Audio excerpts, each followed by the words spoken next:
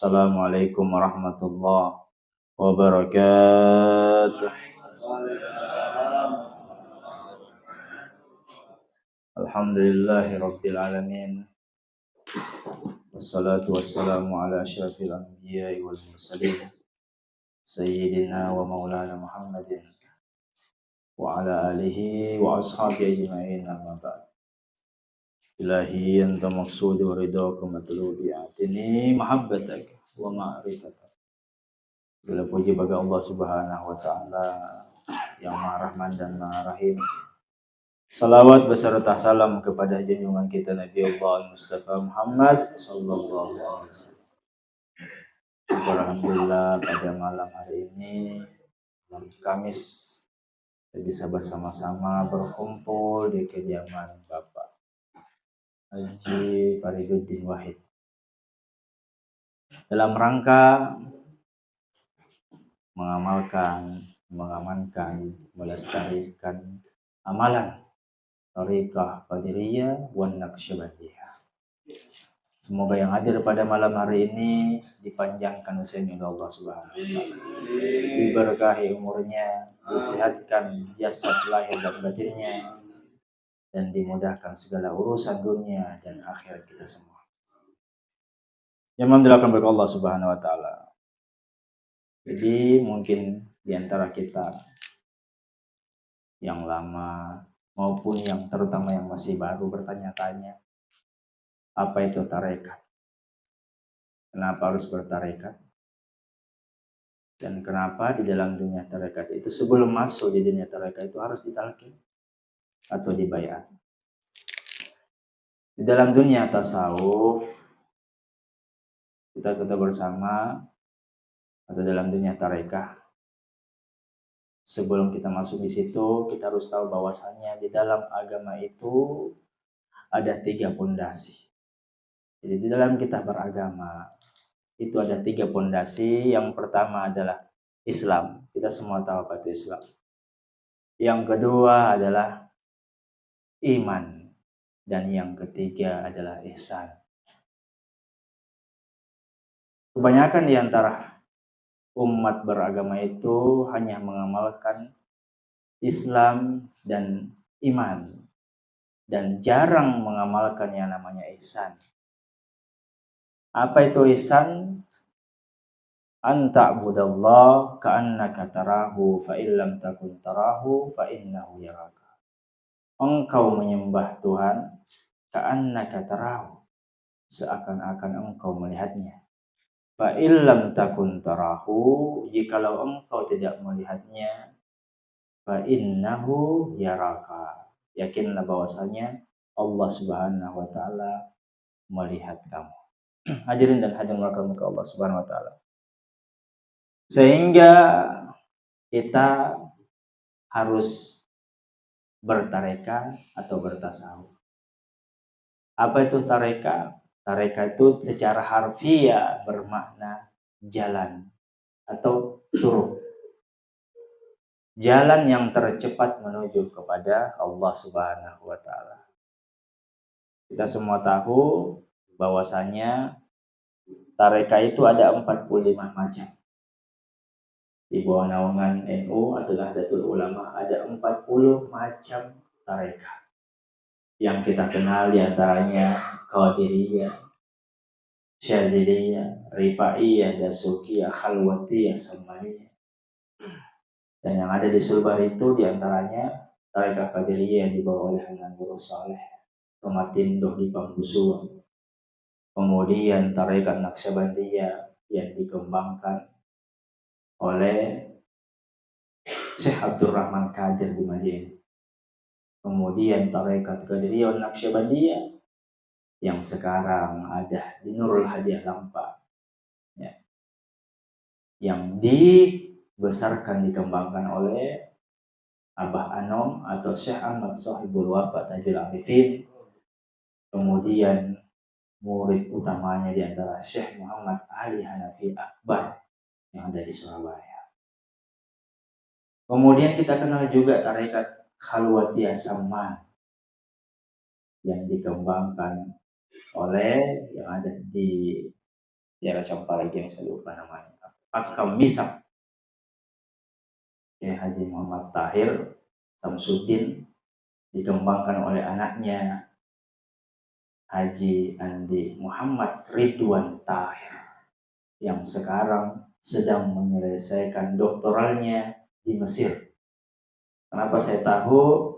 Karena saya sempat sekamar di Mesir, ada tempatnya di Qatariyah, di Kahira. Hadirin jemaah yang akan berkata Allah Subhanahu wa taala. Jadi kita harus bertarekat. Apa itu tarekat? Tarekat adalah, berkata Syekh Sufi Al-Kufi, tarekat adalah as-sufi man safa qalbahu. Seseorang yang senantiasa berusaha membersihkan kalbunya. Sebagaimana kita biasa mendengar baginda Rasulullah SAW bersabda, kullu likulli syai'in saqalah. Setiap segala sesuatu ada pencucinya. Kalau biasa kotor baju tak, otomatis kita pakai sabun untuk mencuci baju kita. Kotor badan kita cuci pakai sabun. Gigi kita berbau, otomatis memakai sikat gigi, odol, Pepsodent, formula dan seterusnya. Jadi setiap segala sesuatu ada pencucinya. Wasaqalatil qulub, dan pencuci hati adalah zikrullah. Zikrullah. Iman akan Allah Subhanahu wa taala. Jadi seseorang harus sebelum masuk di dunia tarekat itu harus dulu mengambil talqin atau baiat zikir. Sebagaimana dijelaskan di dalam kitab Sirrul Asrar karangan Sultan Aulia Syekh Abdul Qadir Al-Jilani pada sallallahu sirran. Beliau mengatakan dalam kitabnya bi akhzit talqin mi wali mursyid. Mengambil talqin zikir atau baiat zikir dari seorang guru mursyid. Seorang wali belum tentu mursyid. Begitupun seorang mursyid belum tentu wali. Makanya dikatakan wali yang mursyid. Seorang wali sekaligus mursyid. Jadi dua pangkatnya, wali toi mursyid toi. Tetapi wali belum tentu mursyid. Jadi tingkatan kewalian itu juga macam-macam. Ada wali yang mursyida, ada wali majzub. Kita kenal biasa wali majzub itu wali untuk dirinya sendiri. Nah, sangat tahu biasa gilai padahal dia bukan orang gila. Dia gila karena Allah Subhanahu wa taala. Saking cintanya kepada Tuhan sehingga Allah menarik dia menjadi seseorang yang gila karena Tuhan. Gila karena ilahiyah, karena sifat ketuhanan Allah, ketuhanan Tuhan ada di dalam diri seorang yang wali majzub tersebut. Hadirin jemaah dilakukan oleh Allah Subhanahu wa taala. At-tariqatu adalah dawamul ubudiyyati zahira wa batina ma'a dawami hudurul qalbi ma'allah. Seseorang yang memperhambakan diri, ubudiyyati, lahir dan batin kepada Allah Subhanahu wa taala. Jadi seseorang hamba yang memperhambakan dirinya lahir dan batinnya kepada Tuhan. Jadi ada itu orang hamba secara lahir tapi tidak hamba secara batin. Kita lihat di luar sana ada orang yang rajin ke masjid, ya. Rajin sana masih 5 waktu toba, lohor, asar, maghrib, isya, subuh, tapi tidak hamba secara batin. Mana itu? Biasanya kita lihat orang di luar sana rajin sembahyang, tetapi apa? Masih ria atau di luar sugi tapi maki kiri. Nah, ada orang yang tidak peduli kepada tetangganya, tidak peduli kepada saudaranya. Yusakau wali secara lahiriah tapi tidak hamba secara batinnya. Ma'adawami hudurul qalbi ma'allah, serta memperhambakan dirinya, menghadirkan hatinya kepada Allah Subhanahu wa taala. Hadirin dan hadirat bagi Allah Subhanahu wa taala. Jadi di antara semua tarekat itu berbeda-beda amaliannya. Jadi kalau kita mau mengetahui ciri daripada apakah tarekat itu bersanad atau muktabar atau gairu muktabar, yang pertama adalah lihat dulu silsilahnya. Jadi mau ada tarekat nanda silsilahnya, ndani menasaru silsilahnya tarekat, dipastikan tarekat itu tidak muktabar. Jadi makara-kara ini yang pertanyaan tidak jelas, nah itu tidak muktabar atau gairu muktabar. Yang kedua adalah menassari amaliyana. Ya. Saya berikan contoh. Tarekat Zaziliyah itu khasa isul wirdun atau khusus wiridnya itu diantaranya adalah wirid hizibah.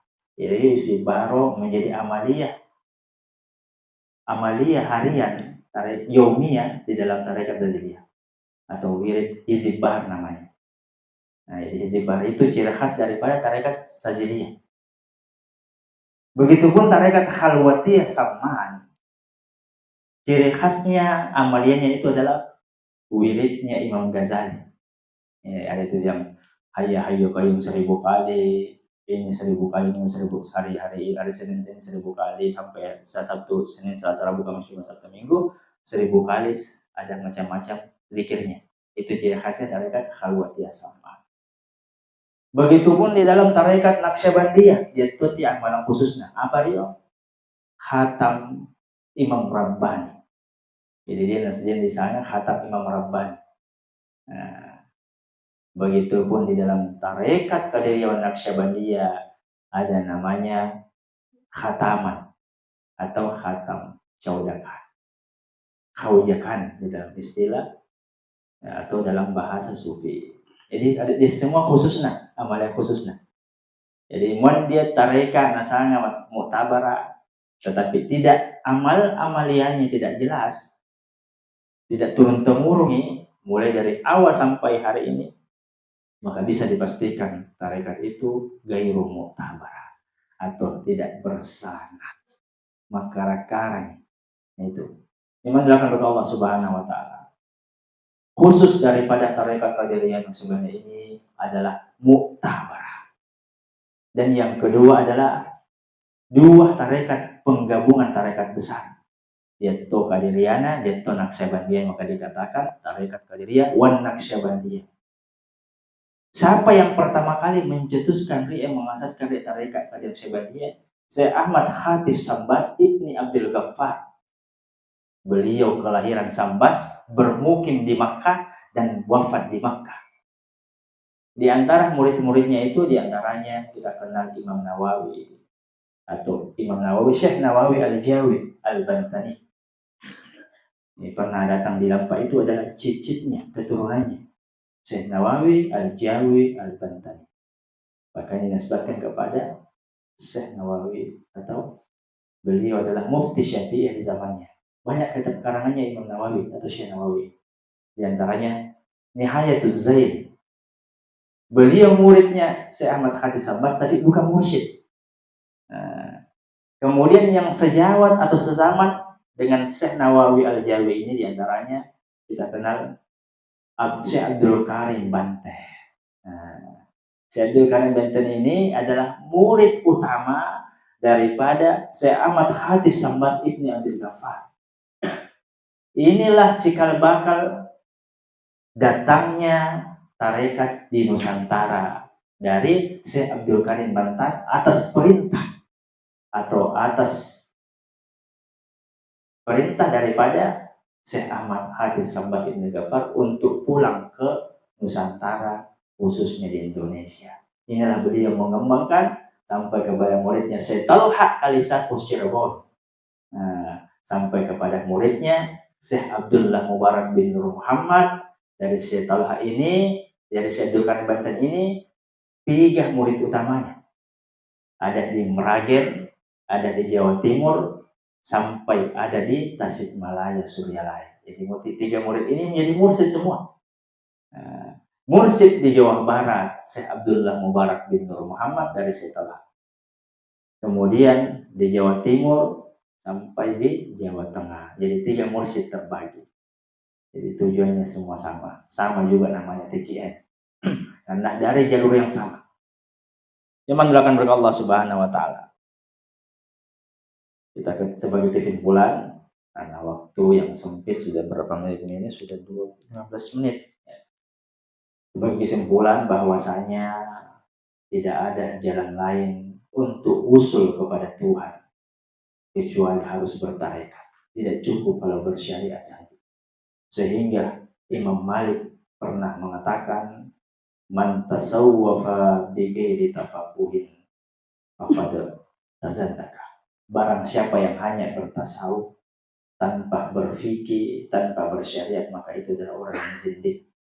Wa man tafaqqaha bi ghairi tasawufin faqad tafassara. Dan barang siapa yang hanya bersyariat saja tanpa bertasawuf, maka dia termasuk orang yang fasik. Wa man jama'a bainahuma faqad tahaqqaqa. Dan barang siapa yang menggabungkan keduanya, masyari'i sekaligus berhakikat. Berhakikat sekaligus bersyariat. Bertasawuf sekaligus bersyariat. Faqad tahaqqaqa, maka dia adalah Islam yang sempurna, Islam yang hakiki. Wallahu muwaffiq ila aqwamit thariq. Minallahi musta'an wal istiqlal. Wassalamualaikum warahmatullahi wabarakatuh.